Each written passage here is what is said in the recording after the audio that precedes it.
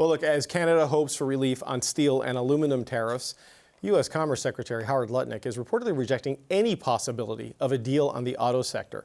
Lutnick spoke virtually to a Canada-U.S. conference in Toronto today, and according to multiple reports citing sources and some of our own sources who were in that room, Lutnick says there will be no free trade deal without tariffs, that Canada should accept being second to the U.S. on autos, and that cars will be assembled in the United States, not in Canada. At that same conference today, Ontario Premier Doug Ford had this response. I will put legislation in if he wants to destroy our auto sector and destroy our steel sector, and for Quebec, the aluminum sector. There won't be a grain of critical minerals going south of the border. There won't be one ounce of energy coming from Ontario, because you know what I'm going to do? I'm going to use that cheap energy that we're selling to our American friends to be competitive to sell products around the world. That's what we're going to do. I wouldn't want to do it, but that option's on the table. Okay, later in the show, we're going to bring you a reaction from Ontario's representative in Washington. But first, I want to get firsthand reaction to Lutnick's comments. Flavio Volpe is the president of the Automotive Parts Manufacturers Association. Flavio Volpe, it's good to see you. Thank you for being here, sir. Thanks for having me. People like me weren't allowed in that room today, but you were allowed in that room when Howard Lutnick was speaking to people. I mean, what is your reaction to what he has said about the future of Canada's auto industry? Well, you got to be nicer to people to get in those rooms than you are, David.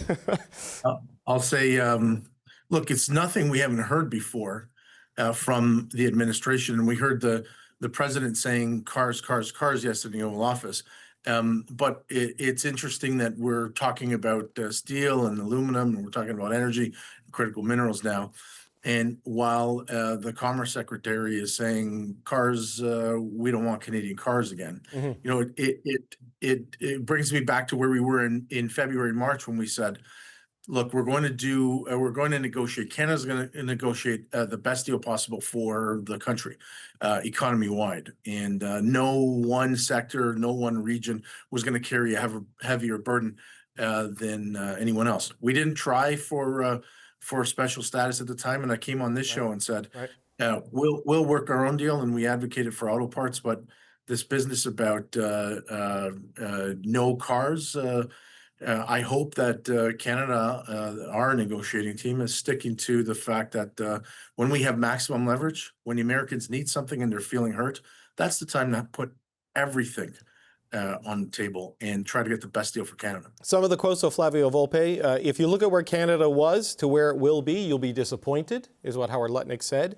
Car assembly is going to be in America, and there's nothing Canada can do about it. The question is, what is Canada going to do instead? I've been texting with Lana Payne, the national president from Unifor. She's livid. She gave an interview to the Toronto Star, where I'm quoting from in this article. She says the auto sector is being thrown under the bus in these talks at the expense of other sectors. I mean, how do you feel about where things are right now? There's really no daylight between me and Lana. You know, I think what we just need to hear from Canada that that's Howard Lutnick's opinion, but that's not what Team Canada is doing. You know, if I'm Howard Lutnick, I'm going to try to drive the best deal for the U.S.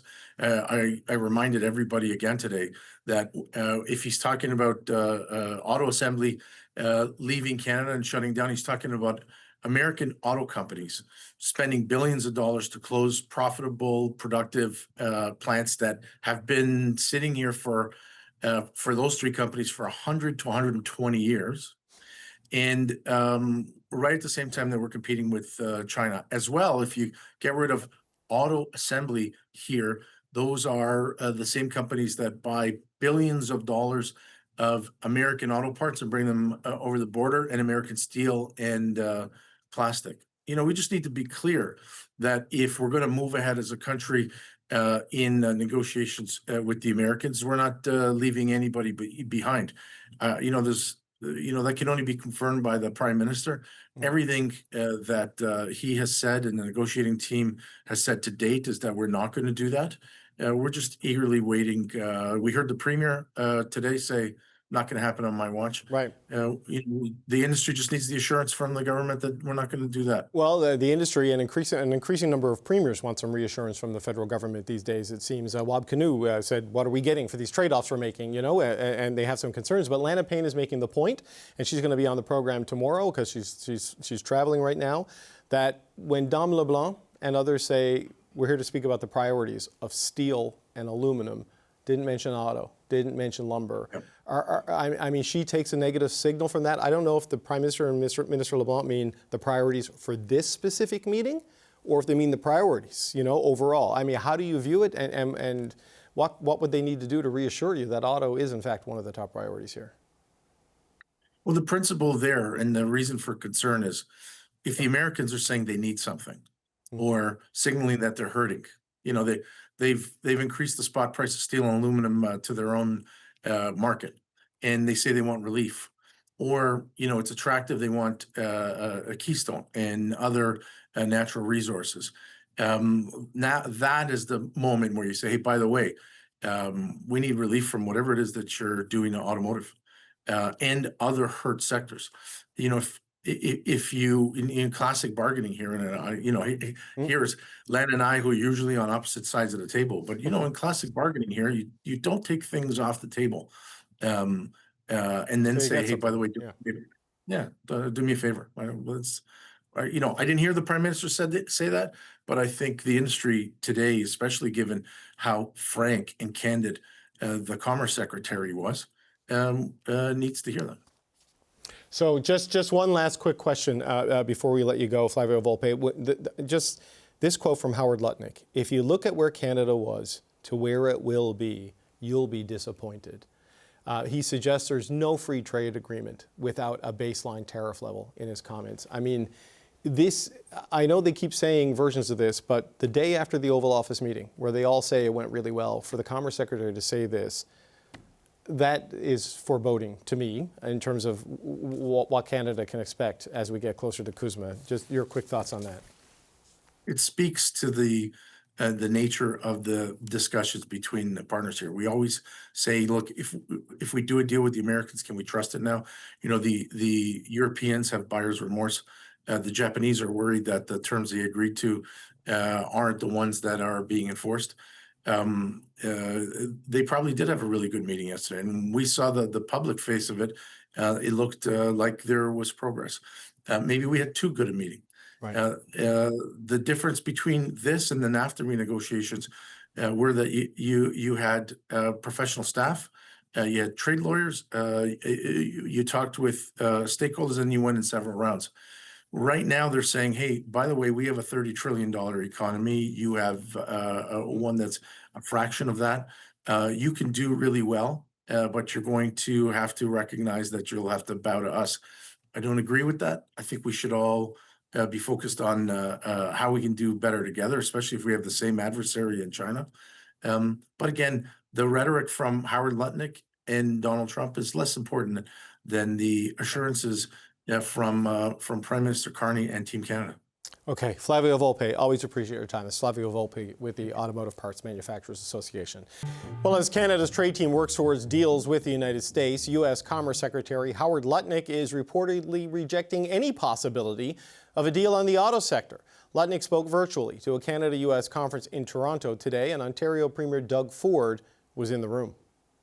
One of the things he said was America first, Canada second, and that it is increasingly the position of the Trump administration that they want to assemble vehicles in the United States and not in Canada. Did you hear that? What did you think? I heard that, and it's very clear. Have you heard that from Secretary Lutnick before, when you guys have had conversations or meetings? Not as clear as what he said today. So right away, you got to put your guard up. I would say it's a massive threat when you have the Secretary of Commerce coming out and saying that, and the President, you'd only say it if the President gave him the green light. Okay, with more reaction from the province, David Paterson is Ontario's representative in Washington. David Paterson, it's good to see you again. Thanks for being here today, sir. Hi, David.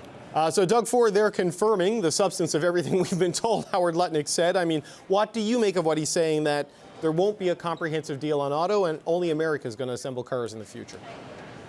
Yeah, well, we did have Chatham House rules here, but there's really very little that Howard Lutnick said today that we haven't heard from him directly in Washington when the Premier and I met with him. However, I think he did double down on something that the President was talking about, saying that they want to manufacture vehicles in the United States. And so that's an ongoing part of discussion. We're a little concerned when we saw that Dominic LeBlanc was talking about focusing on just steel and aluminum. Very, very important. We absolutely want to see steel taken care of, but there's about 12 areas of these 232 tariffs, and they all impact Ontario, nothing more so than the auto sector. And so the notion of auto sector manufacturing moving to the United States, well, that's not happening.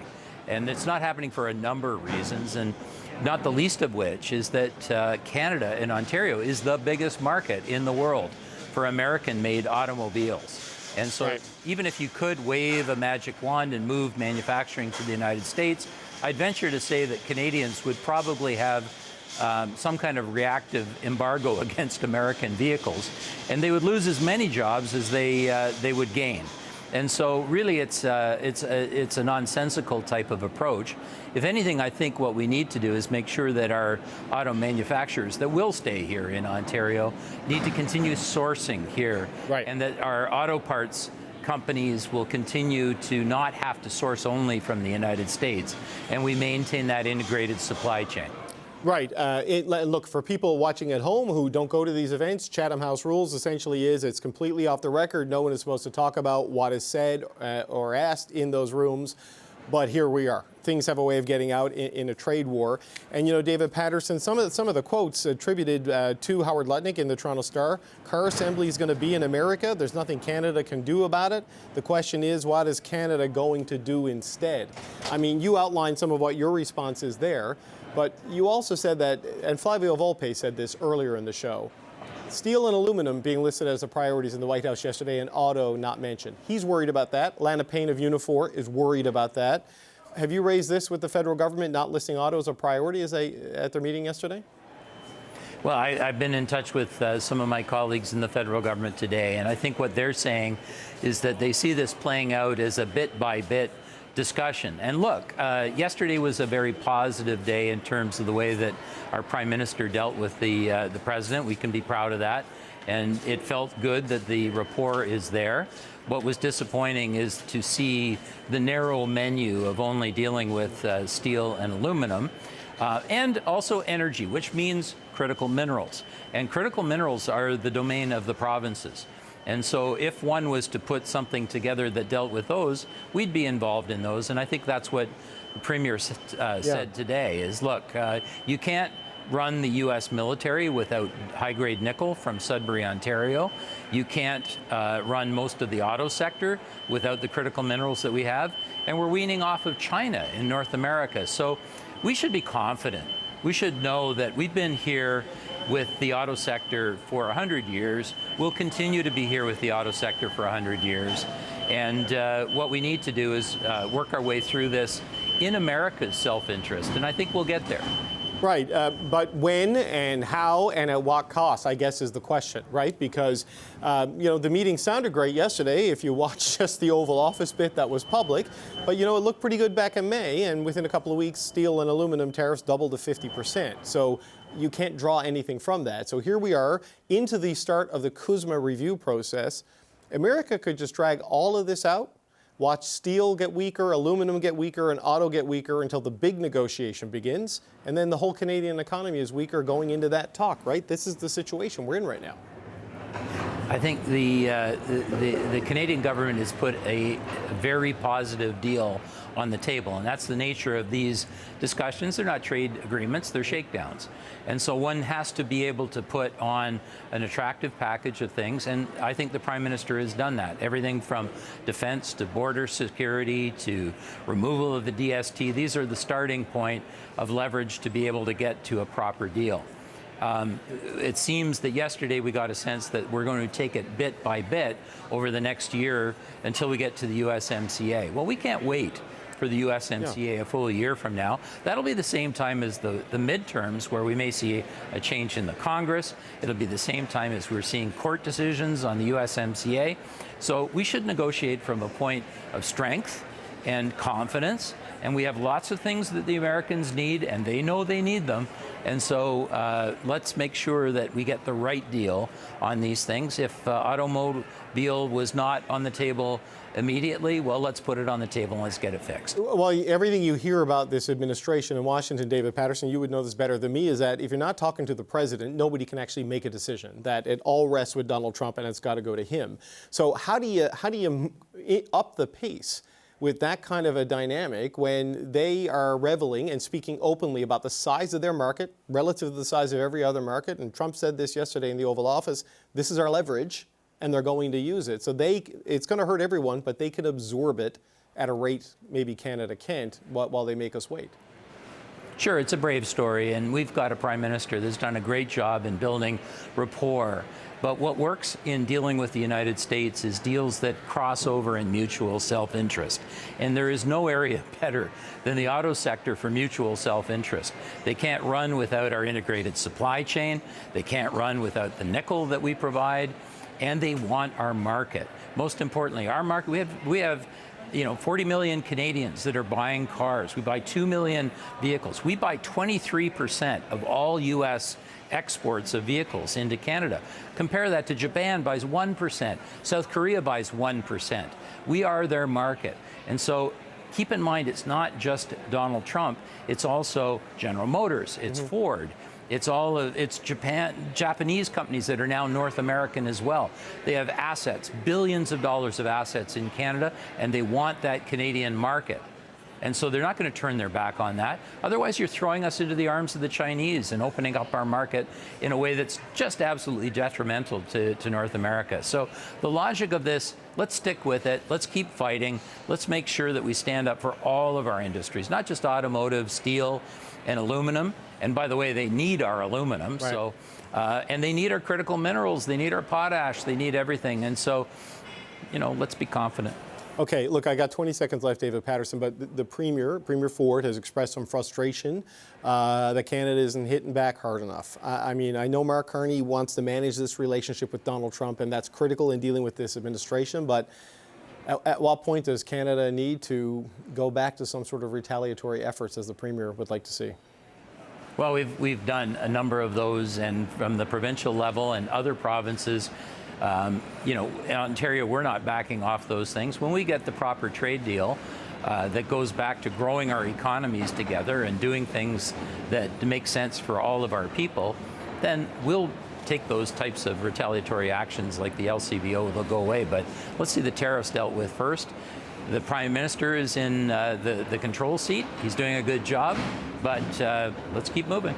Okay. Well, David Paterson, we always appreciate your time. That's David Paterson, Ontario's representative in Washington. Thank you, sir.